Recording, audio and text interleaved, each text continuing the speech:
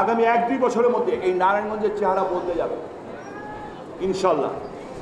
তোমরা দেখেছো যে ঢাকা নারায়ণগঞ্জ রিং রোড যেটা হচ্ছে, এটা এখনো কমপ্লিট হয়নি, কিচ্ছু হয়নি, কিন্তু আরও হবে। এটা আমার বাবার নামে দেওয়া হয়েছে, স্বাধীনতা পদক এখানে শামসুজ্জোহার নামে। এই রাস্তাটা দিয়ে এখন আসলে ভালো লাগে। ঢাকার থেকে সচিবালয় পর্যন্ত আসতে গুলশান থেকে লাগলো 2 ঘন্টা, আর হানিফ ফ্লাইওভার থেকে এখানে পর্যন্ত আসতে লাগলো 8 থেকে 10 মিনিট মাত্র। এইখানে এই রাস্তার সাথে যোগ হয়েছে আরেকটা রাস্তা সিদ্ধিরগঞ্জের দিকে গেছে, নাগিনা জোহা রাস্তা।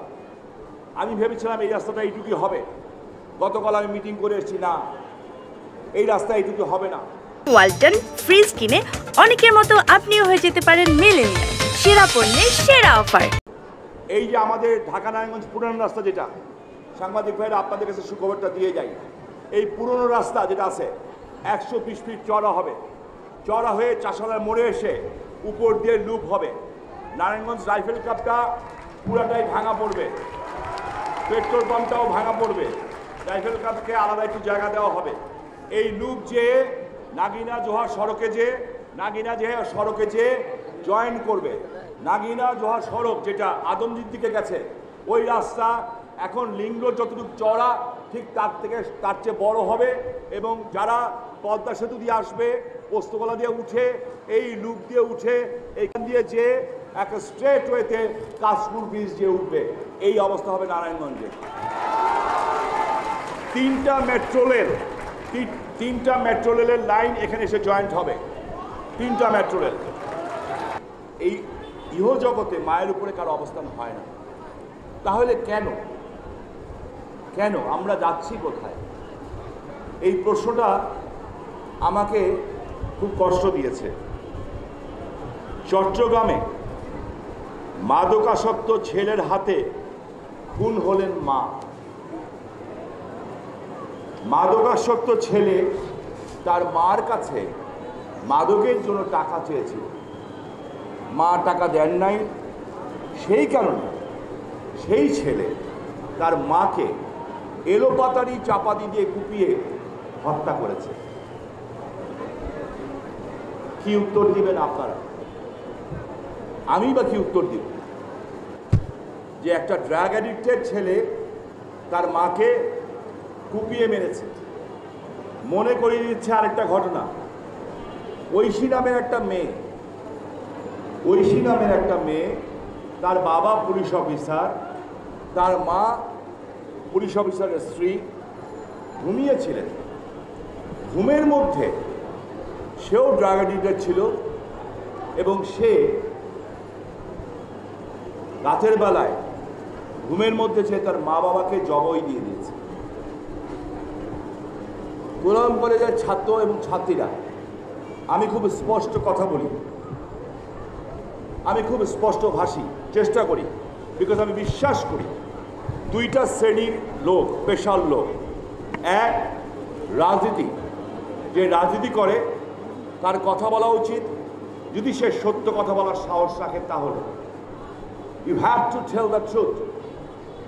যদি আপনি ট্রুথ বলতে সাহস না পান, ডোন্ট ডু দ্য পলিটিক্স, কিংবা তাহলে কথাই বলেন না। আর সাংবাদিকরা যারা সামনে আছেন, তাদের কাজ হচ্ছে যারা লেখেন তাদেরকে সত্য লিখতে হবে কিংবা সত্য নিউজ উত্থাপন করতে হবে। এই 2টা সেক্টর যদি করাপ্টেড হয়ে যায় তাহলে সমাজ চলে না, দেশ চলে না। এখন সামাল দিবে কে? যদি পত্রিকার নিউজ এটা হয়, একটু আগে আমার স্ত্রী বক্তব্য দিয়ে গেল মার উপরে, বাবার উপরে, আমার ছেলে বলল, সবাই বললেন, প্রিন্সিপাল স্যার বললেন, এটা কমন, আপনিও বলবেন। তাহলে আমি কি বলব? আমি আপনার মধ্যে কাকে দেখব? এই যে আমার মেয়েগুলি আছে এখানে, ছোট ছোট বাচ্চা মেয়েগুলি, এই যে আমার ছেলেগুলি আছে, তোমরা আমার ছেলের চেয়েও ছোট বয়সে, আমি তোমাদের মধ্যে কাকে দেখব? ওই ঐশীকে, না চট্টগ্রামে যে ছেলেটা খুন করেছে তার মাকে, তাকে দেখব? না ওই বাইজিদ বাস্তুমি, যিনি তার মা অসুস্থ হওয়ার পরে দিনের পর দিন, মাসের পর মাস তার মার হাত ধরে মার পাশে বসেছিলেন, আমি তাকে দেখব? ডিসিশন ইজ ইয়োর্স, আপনার সিদ্ধান্ত। লেখাপড়া শিখবেন, শিখেন, ডিগ্রি পাবেন, পান, মানুষ হবেন তো? মানুষ হওয়াটা খুব প্রয়োজন। পুঁথিগত বিদ্যা যদি মানুষই হতো তাহলে আজকে সারা পৃথিবীতে এত যুদ্ধ হতো না।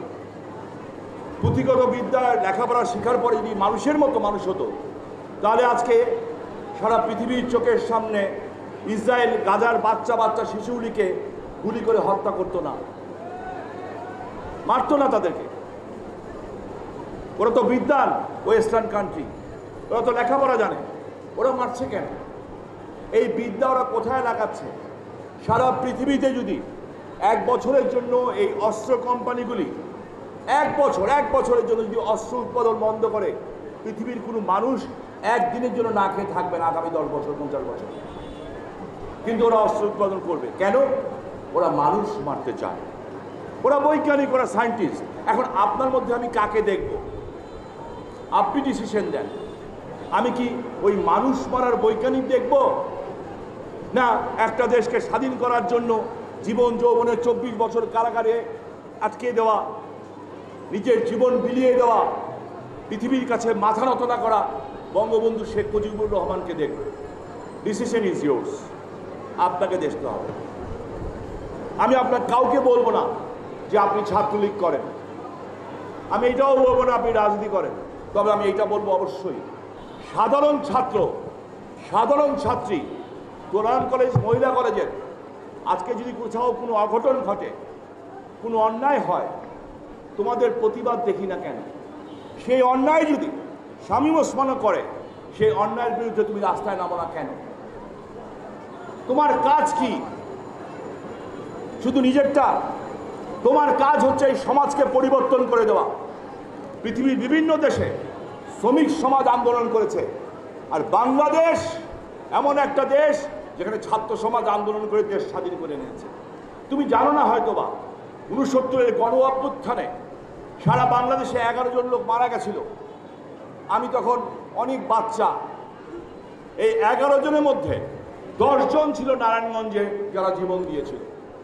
তুমি জানো না হয়তো, এখন যেটা টাউন হল নাম দিয়েছে জিয়া হল, এই টাউন হলে বঙ্গবন্ধু 6 দফার ঘোষণা দিয়েছিলেন, যেটা সভাপতিত্ব করেছিলেন আমার আব্বা একেম শামসুজ্জোহা।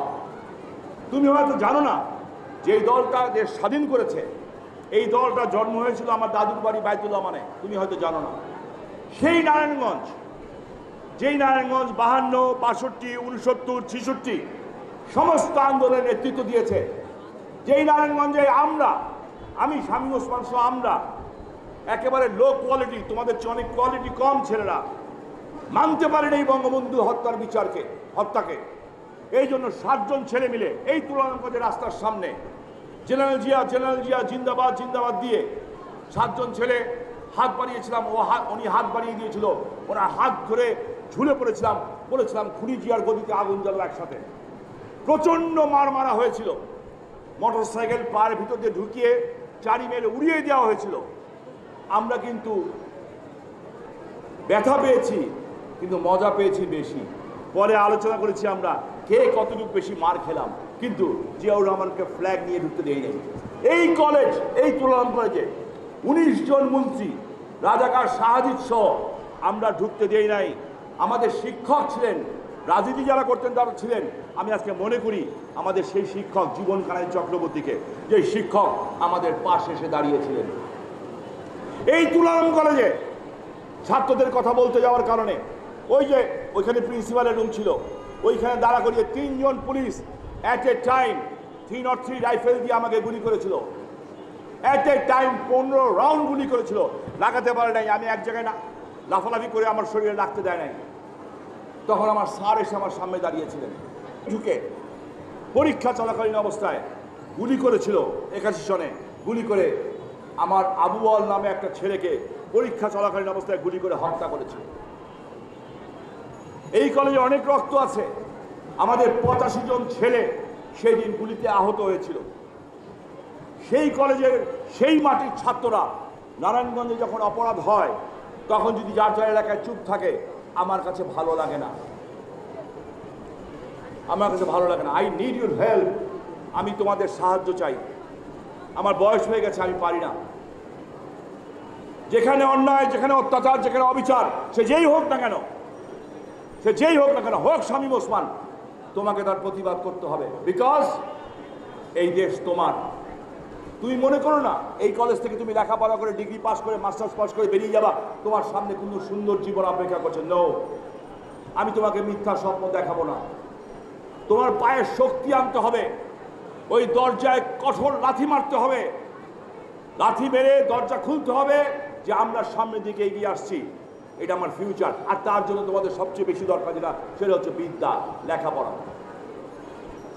লেখাপড়া করলে ভালো করে করো, হাফ হাফ করো না। খেললে ভালো করে খেলো, হাফ হাফ খেলো না। যেইটাই করো ভালো করে খেলো, ভালো করে করো। বিশ্ববিদ্যালয় পাশ করে গেছি, ইউনিভার্সিটি হবে ইনশাল্লাহ। ঢাকা নারায়ণগঞ্জ রোড, এখানে শামসুজ্জোহা সড়ক, শাহ নিজামের যে পার্ক আছে, নাসিম ওসমান মেমোরিয়াল পার্ক, ওই পার্কের পিছনে আমার করার ইচ্ছা। অনেকে এখান থেকে নিয়ে যেতে চায়, আমি বেঁচে থাকা অবস্থা নিতে পারবে না, এখানেই হবে ইউনিভার্সিটি ইনশাল্লাহ। মেডিকেল কলেজ পাস করেছি, এখানে মেডিকেল কলেজ হবে।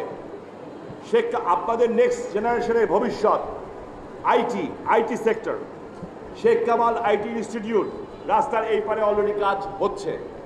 ওই পার্কের পাশেই যেটা হচ্ছে, কাজ শুরু হয়ে গেছে, সেটা হচ্ছে technical college and school, already কাজ শুরু হয়ে গেছে। তার পাশেই আমি সারা বাংলাদেশের 7টা স্কুল দেওয়া হয়েছে, 10 তলা করে বিল্ডিং, এগুলি পরে কলেজ হবে। আমি একাই 3টা নিয়ে আসছি, একটা এখানে, একটা সিদ্ধিরগঞ্জে, আর একটা কোন জায়গায় করতেছে, 3টা স্কুল হবে। ডিএনডি প্রজেক্ট করেছি, ম্যাক্সিমাম বড় কাজ শেষ করেছি। শুধু সমস্যা হচ্ছে শহরটাকে নিয়ে, শহরে চলাচল করা যাচ্ছে না, রাস্তাঘাটের অবস্থা। ডবল লাইন ট্রেন আসতেছে, আমি আমার ছোটো বোন আইবিকে বলেছি দরখাস্ত দেওয়ার জন্য।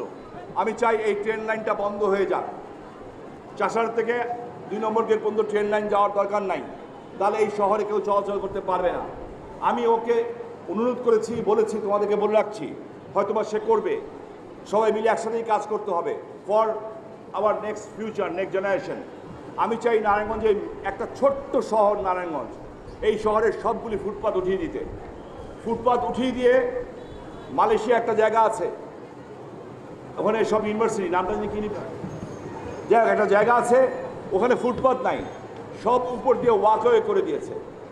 বিভিন্ন ইউনিভার্সিটি আছে, মেডিকেল কলেজ আছে, শপিং মল আছে, ছেলেরা মেয়েরা সব ওইটার উপর দিয়ে হাঁটে, রাস্তা রাস্তা সিঁড়ি নামিয়ে দেওয়া হয়েছে। আমি এই রিকোয়েস্টটা করেছি এবং আমি তাকে এটাও বলেছি যে আমি সাহায্য করব।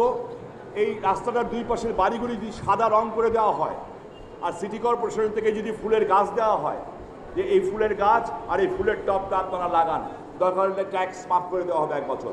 নারায়ণগঞ্জ মানুষ দেখতে আসবে নারায়ণগঞ্জ। আমরা চাই যাতে আগামী দিনে আমাদের আর ঢাকায় যেতে না হয়। এছাড়াও নারায়ণগঞ্জে আবার একটা পোর্ট হচ্ছে, যেখানে আগে পোর্ট ছিল সেখানে আমরা পোর্ট করতেছি। এই কাজগুলি আমরা করছি, বাট দেশের জন্য মৃত্যুর আগে আল্লাহ তোমাদেরকে অনেক হায়াত দেখ, একটা ভালো কাজ করো। তুমি বলবো কী কাজ করবো দেশের জন্য? একটা গাছ লাগাও। 3.5 থেকে 4 কোটি যুবক আছে, 4 কোটি যুবক যদি একটা করে গাছ লাগায়, 4 কোটি গাছ হয় বাংলাদেশে। 4 কোটি গাছ হলে আজকে এই জুন মাসে এই সবাইকে এরকম গরমের মধ্যে আফসোস করতে হয় না, আমাদের নেচার পরিবর্তন হয়ে গেছে। একটা গাছ কেনার ক্ষমতা সবারই আছে, লাগানোর ক্ষমতাও সবার আছে, আমি বিশ্বাস করি। লাগাও, সদকায়ে জরিয়া হিসেবে লাগাও। এইটাই আমার তোমাদের কাছে রিকোয়েস্ট, আর কোনো রিকোয়েস্ট করবো না। আমি আজকে ভাবছিলাম একটু হাসাহাসি করবো, এমনিতেই দিনে সারা দিন হাসাহাসির সুযোগ পাই না। বাসায় থাকলে একটু কম, একটু ভালো লাগে। আমার ছেলে আমার বন্ধু, আমার মেয়ে আমার বন্ধু, আবার ওর ছেলে যেটা হয়েছে সেটা আমার এখন সবচেয়ে বড় বন্ধু, ওর ছেলের বউ আমার বন্ধু। হ্যাঁ, একমাত্র আমার স্ত্রী ছাড়া এ আমাদের উপরে ডমিনেট করে। এখানে যেভাবে কথা বলে তা বলে না। আপনারা দেখছেন আমি স্টেজ থেকে নিচে নেমে গেছিলাম, অনেকক্ষণ পরে উঠছি। জানেন কারণ কি? ওই ফ্যানের বাতাসটা তার গায়ে সরাসরি লাগছিল না। আমারে বলে, ওই বেটা পিছন দিকে চাইবে বস, ফ্যানের বাতাস আমার গায়ে লাগে না। বলেন, আমার কলেজ, আমার মাটি, আমার তোলাম কলেজ, তুমি হইলা মহিলা কলেজের একটা মেয়ে, আমরা তোমার দয়া করে বিয়ে করছি, তুমি আমার কলেজে এসে তুমি আমার ধমক দাও। কি করব? বিয়ের পরে এই অবস্থাই হয় সবার, কেউ কয় কেউ কয় না। এটা বুঝে শুনেই চইল, ঠিক আছে? আর আরেকটা জিনিস আমি করতে পারি নাই, তোমার বাপ মা শুনলে আমার পিটাবে দোয়া, হ্যাঁ সেটা বলা উচিত কিনা জানি না। আমি একতরফা প্রেম করে বিয়ে করছি, ঠিক আছে? তোমরা আমার মতো একতরফা প্রেম করে বিয়ে করো না, কারণ একতরফা প্রেম করে বিয়ের করার পরে প্রথম বউ ঠিক থাকে, পরে অনেক দাম দেখায়, এই বেটা পিছিয়ে পিছিয়ে ঘুরছস না, এরকম একটা ভাব দেখায়। তো যাই করো, বিয়ে করবা একটাই, বাপ মার পছন্দ মতো করো, কিন্তু যদি নিজে পছন্দ করো এমন কাউকে পছন্দ করো যেটা তোমার বাপ মা পছন্দ করে, ঠিক আছে? এইটাই আমার কথা। ভালো থাকবা, খুশি থাকবা, মজা করবা, এক প্লেট চানাচুর মুড়ি মাখাবা, ধুমধাম থাবাথাবি করে খাবা, ওইটার মধ্যে অনেক মজা। হোটেল সোনারগাঁয়ে আর ওয়েস্টিনে বসে এই কাঁটা চামচ দিয়ে হ্যালো হাউ আর ইউ বলতে বলতে যে খায় না, ওইটার মধ্যে মজা নেই। মজা হইলো এত বড় বোয়ালের মধ্যে মুড়ি নাও, টমেটো দাও, এটা দাও, এটা দাও, থাবায় থাবায় খাও, এইটা হলো কথা। আর তোলারাম কলেজের ছেলেরা, আমাদের সময় দাবি ছিল তোলারাম কলেজ থেকে মহিলা কলেজে একটা ব্রিজ লাগানোর জন্য, এটা একটা দাবি ছিল আমাদের সময়, আমরা দাবি করছিলাম। এখন দরকার নেই, কারণ আমাদের মহিলা তোলারাম কলেজে এই আল্লাহর রহমতে এখন অনেক সুন্দর সুন্দর মেয়ে আছে, আলহামদুলিল্লাহ। কত খুশি হয়েছে দেখছ, বেটারা অনেক খুশি হয়ে গেছে, কি খুশি হয়েছে। যাই হোক, ভালো থাকবা। আমি তোমাদের কাছে শুধু একটা জিনিস চাই, বাবা আমার মা, আমার জন্য দোয়া করো, যাতে মৃত্যুর আগে মানুষকে খুশি করে মরতে পারি, আল্লাহকে খুশি করে মরতে পারি, আল্লাহকে সন্তুষ্ট করে মরতে পারি, তোমাদের জন্য যাতে কাজ করতে পারি, বিনিময়ে যাতে কিছু না চাই। আমার ভোট নাই সামনে, রাজনীতি আমি কতদিন করবো আমি জানি না, খুব বেশি দিন করবো বলে আমার মনে হচ্ছে না, আমার যা অবস্থা, কারণ আমি অনেক কিছুর সাথে অ্যাডজাস্ট করতে পারি না। সো আমি চাই সম্মানের সাথে বিদায় নিতে। সো আমার জায়গাটা তোমরা এসে দখল করো প্লিজ, তোমাদেরকে খুব দরকার, আমাদের নেতৃত্ব দাও প্লিজ, আমাদের নেতৃত্ব দাও। আর একটা মহিলা শেখ হাসিনা, এর চেয়ে বড় এতিম নাই, ওনার জন্য সবাই একটু দোয়া করো, আল্লাহ যাতে তাকে হায়াতে তৈবা দান করেন, এই দেশের জন্য কাজ করার সুযোগ করে দেন, তোমাদের স্বপ্ন পূরণ করতে পারেন। আমি মেয়েদের জন্য দোয়া করছি, সব মেয়েদের জন্য দোয়া করছি, লেখাপড়া শিখে মানুষের মতো মানুষ হও, দেশের নাম করো, সুনাম কুড়াও। আল্লাহ তোমাদের বিয়ে শাদী দিলে এমন জামাই দেখ যাতে তোমাদের কথা উঠে এবং বসে, ঠিক আছে? বিকজ আমি অলওয়েজ মেয়েদের পক্ষে। আমার ছেলের বিয়ে দিতে গেছি যখন, আমি কিন্তু ছেলে পক্ষ হইনি, মেয়ে পক্ষ হয়ে গেছি, কারণ আমি জানি মেয়েরা, একটা মেয়ে অনেকগুলি নামে পরিচিত, মেয়ে, কোনো সময় মা, কোনো সময় বউ, কোনো সময় এটা, এদের অনেক গুণ আছে। তবে আমরা ছেলেরাও একেবারে খারাপ না, তাই না? আমরা মোটামুটি ভালো। তা আমাদেরকে মাঝে মাঝে উৎসাহ উদ্দীপনা দিও, এদিকে ডাইনাবাই দিও, উৎসাহ দিও।